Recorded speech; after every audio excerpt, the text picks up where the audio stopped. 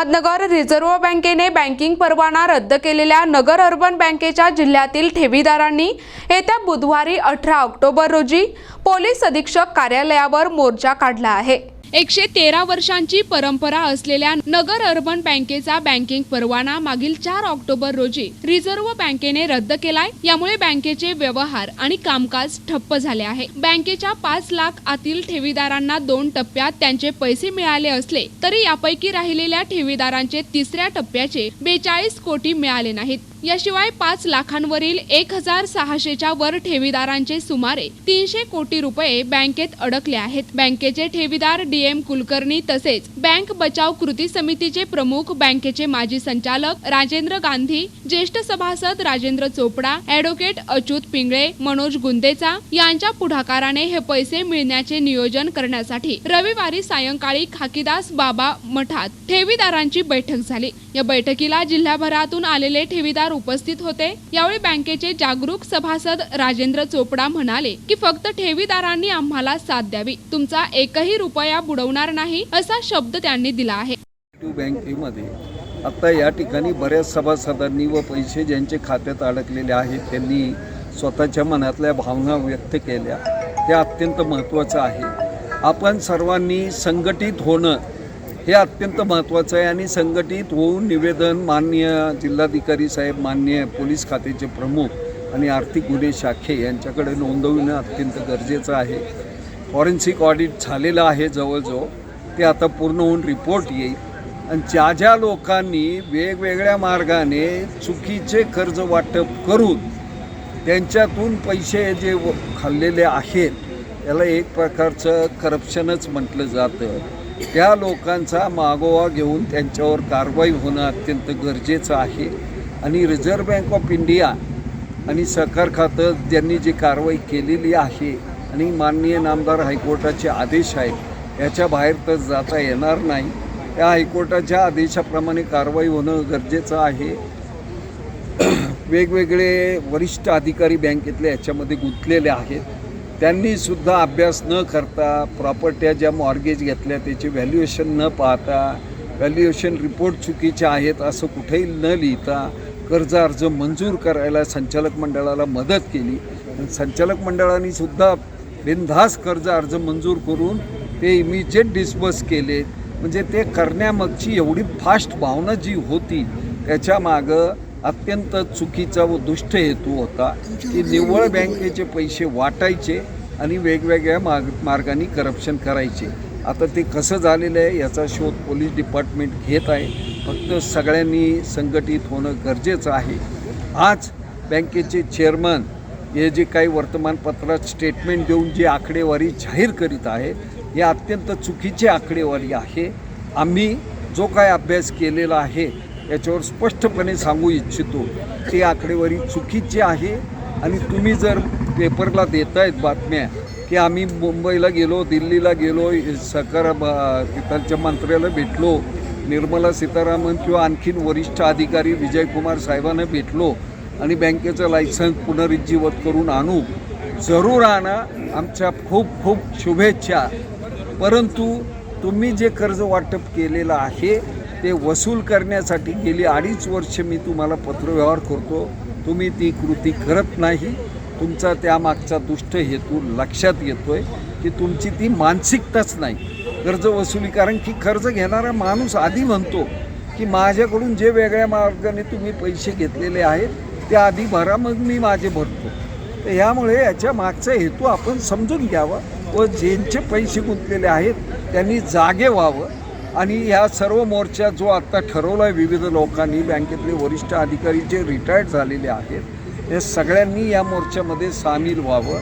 तसंच पालकमंत्र्यांना सुद्धा सांगावं आपण की ही घटना घडलेली आहे, आपण याच्यामध्ये लक्ष घाला, न्याय द्या आणि प्रत्येक ठेवीदार व खात्यातल्या लोकांनी स्वतःच्या हस्ताक्षरात आपलं पत्र माननीय जिल्हा पोलीस अधीक्षक तसेच आर्थिक गुन्हे शाखेचे श्री जाधव साहेब यांच्याकडे पाठवून द्यावं रजिस्टर ईडीने, त्याची नोंद ते घेतील।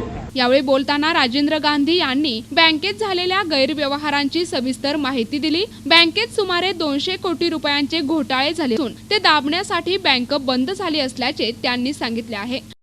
नगर अर्बन बँकेमध्ये ज्या ठेवीदारांच्या ठेवी अडकल्या आहेत ते खूप मोठ्या संख्येने या ठिकाणी गोळा झाले होते. प्रत्येकाने आपल्या भावना व्यक्त केल्या. कोणाच्या डोळ्यात पाणी होतं की हे संचालक मंडळाने लूटमार करून बँकेची हालत काय केली. आज बँकेविषयी लोकांना वाईट वाटत होतं, आपल्या ठेवींची काळजी वाटत होती. त्यांचं त्या पद्धतीने आम्ही त्यांना व्यवस्थित मार्गदर्शन केलं. आणि जर संघटित झालो आपण तर आपल्या पैशाला काही मरण नाही आहे. पैसे 100% भेटणार आहेत. कोणी कसे लुटले, काय लुटले, हे सगळं आम्ही त्याचं रेकॉर्ड तयार केलेलं आहे. त्याची पोलीस फिर्याद दाखल झालेली, त्याचं फॉरेन्सिक ऑडिट झालेलं आहे. त्यामुळं त्या संबंधित लोकांकडनं पैसे वसूल होऊन प्रत्येकाला पैसे मिळणार आहेत. या ठिकाणी आता 2 टप्पे आहेत. एक 5 लाखापर्यंतचे लोक आणि एक 5 लाखापुढचे ठेवीदार. 5 लाखाच्या ठेवीदारांना लिक्विडेटर आल्यानंतर 60 दिवसामध्ये ते अर्ज पाठवायचे DIGCकडं आणि DIGC 5 लाखवाल्यांना पैसे लगेच ताबडतोब देणार आहे. ज्यांनी पहिले फॉर्म भरले नव्हते किंवा ज्यांनी काही फॉर्म भरले परंतु त्यांना पैसे भेटले नाही, अशा 5 लाखापर्यंतच्या सगळ्यांना याच्यात पैसे मिळतील. आता प्रश्न राहणार आहे 5 लाखाच्या पुढचा. 5 लाखाच्या पुढच्या जे ठेवीदार आहेत त्यांचं भविष्य आज 100% अंधारात आहे. परंतु त्यांनी ठेवीदारांनी मी या माध्यमातून आपल्या आवाहन करतो, जे आज आले नाहीत अर्बन बँकेचे ठेवीदार आहेत, त्यांच्या ठेवी 5 लाखाच्या पुढे आहेत, त्यांनी अजूनही जागरूक राहा. आम्ही गेल्या 10 वर्षापासून जागरूक राहायला सांगत होतो. ठीक आहे, लोकांनी त्यावेळेस नाही लक्षात घेतलं, आता तरी लक्षात घ्या. तुमचे पैसे जर वाचवायचे असेल तर तुम्हाला संघटित व्हावं लागणार आहे. आपला न्याय आपल्यालाच मागावा लागतो.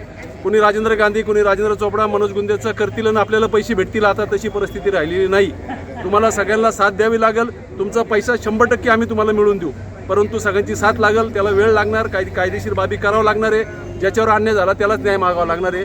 हे आज आम्ही आवाहन केलं. त्या पद्धतीने ठेवीदारांनी आता येत्या बुधवारी सकाळी 11 वाजता नगर अर्बन बँकेपाशी जमवायचं आहे आणि तिथनं आपण SP साहेबाला निवेदन द्यायला जाणार आहोत की ज्या गुन्हे दाखल झालेत, 2022मध्ये गुन्हा दाखल झाला 150 कोटीचा, त्याची पहिली आपण तक्रार 2019मध्ये केली होती. परंतु काही कारणाने पोलीस खात्याकडनं त्याकडे दुर्लक्ष करण्यात आलं म्हणा, काही विलंब लागला. त्या विलंबामुळं आज असं झालं की आज बँकेचं लायसन कॅन्सल झालं. ही कारवाई जर वेळेवर झाली असती तर कोणाला ठेवी मागायची वेळ आली असती, ठेवी सुरक्षित राहिली असत्या, बँक सुरक्षित राहिली असती. परंतु काय म्हणतो आपण, ते बँकेच्या नशिबात नव्हतं. आज ते बँकेवर तो बिकट प्रसंग आला आहे. आणि आज जे संचालक आहेत वर्तमानपत्रातून जी माहिती देतात, एवढे कोटी आहेत आमच्याकडे, तेवढे कोटी आहेत, हे न्यायालयाने फेटाळलेली आकडेवारी आहे. रिझर्व्ह बँकेने आकडेवारी फेटाळली, तरी पुन्हा तीच आकडेवारी संचालक त्या समोर आणतायत. आता जी आकडेवारी ऑलरेडी मान्य झालेली नाही, ती आकडेवारी जर मान्य झाली असती तर आज बँकेत लायसन कॅन्सलच झालं नसतं ना. परंतु हे निवळ बनेल आहेत. हे 2013 पासून सातत्याने घोटाळे करत आलेत. घोटाळे म्हणजे दुसऱ्या कुठल्याही बँकेत पाहायला मिळणार नाही असे घोटाळे केले. या ठिकाणी नगर अर्बन बँकेच्या ठेवीदारांचं म्हणजे एक मी म्हणाल नशीब चांगलं की या ठिकाणी बँक बचाव समिती ही जागरूक होती. तिने जागृतीने पाठपुरावा केला आहे की त्यामुळे 900 कोटी लोकांना आजपर्यंत परत मिळालेत. पहिली बँक आहे, कुठलंही आंदोलन न करता, कुठलंही न करता 1200 कोटीपैकी 900 मिळालेत. राहिलेले 300 कोटी बी त्याच पद्धतीने मिळतील. फक्त ठेवीदारांनी आज जशी एकजूट दाखवली तशी एकजूट कायम दाखवली तर शेवटच्या पैशापर्यंत लढा देऊ, प्रत्येक पैसा वसूल करू. एवढंच नाही तर बँकेचं जे काही नुकसान झालेलं आहे, आर्थिक नुकसान, 2000 कोटीचा व्यवसाय होता बँकेचा, तो आज बंद पडला. किती वर्षापासून बंद पडला आहे. त्या सभासदांचं लाभांशाचं नुकसान झालं, हे सुद्धा संबंधित संचालकांनी त्यांनी बँकिंग इतकं चुकीचं केलं. म्हणजे समोरच्याला 22 कोटी द्यायचं आणि त्याला म्हणायचं 11 कोटी मला दे, 12 कोटी द्यायचे आणि मला 8 कोटी दे. ह्या पद्धतीने इतके डेंजर घोटाळे कुठेही झालेले नाहीत. म्हणजे आमचे मंत्री साहेब होते आज, जे सरकारातले जाणकार आहेत, त्यांनी फार चांगला शब्द की यांच्या घोटाळ्यावरती कुणीतरी PhD करेल, घोटाळे कसे करावे याचं पुस्तक या संचालकाकडून घ्यायची अशी परिस्थिती या बँकेमध्ये आहे. परंतु त्यांचे घोटाळे आम्ही सर्व पकडलेले आहेत, सर्व कागदपत्री पुरावे गोळा केलेले आहेत आणि पोलीस खात्याने सुद्धा त्याचं हे करून फॉरेन्सिक ऑडिट करून त्याचा पैशाचा मागोवा घेता मला असं कळलं की थेट काश्मीरपर्यंत पैसे गेलेले ते घोटाळ्याचे. ते सुद्धा त्या फॉरेन्सिक ऑडिटमध्ये आलेले. ते पैसे आपण सगळे परत वसूल करणार आहोत, सगळ्यांना मिळून देणार आहोत. सभासदांचं जे नुकसान झालं ते बी आपण शेवटपर्यंत प्रयत्न करू. आजपर्यंत झालं नाही कुठं, सभासदांचं भागभांडवल बुडालेलं आहे. परंतु हे बँकेत आपण एक इतिहास निर्माण करू. आपण याच्यावरती पुस्तक लिहू की आम्ही जागरूक असल्यामुळंच एकूण एक पैसा वसूल झाला. हे उदाहरण आपण याच्यामध्ये 100% या माध्यमातून हे करतो. फक्त ठेवीदारांनी, सभासदांनी आमच्या प्रामाणिक तुला साथ द्यावं. आजपर्यंत आम्ही कुठल्या ठेवीदाराला कुठला 1 रुपया मागितला नाही, कोणाचा चहा पिलो नाही. एक सामाजिक भावनेने काम करत आहोत आणि इथून पुढे बी करत आहोत. यावेळी अनेक ठेवीदारांनी आपले मनोगत व्यक्त केले. प्रतिनिधी मुकुंद भट, NTV न्यूज मराठी, अहमदनगर.